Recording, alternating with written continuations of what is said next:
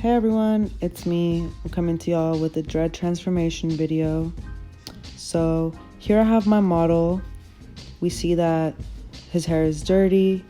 There's a little bit of flakes and a whole lot of growth. So I'm gonna need to basically clean this all up, and then I'm gonna relock the dreads by palm rolling. So let's get started. So here I have water infused with peppermint oil.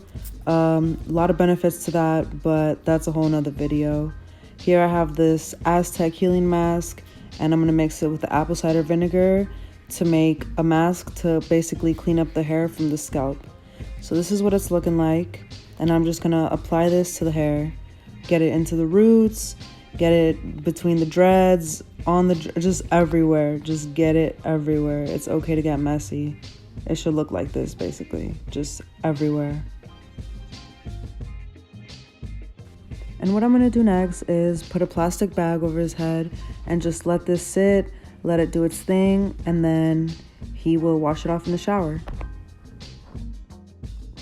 So that's what that looks like, and I'm doing all the rolling off screen. Boom. Like, wow. This is a whole nother person. But it's not a whole nother person. It's just my magic.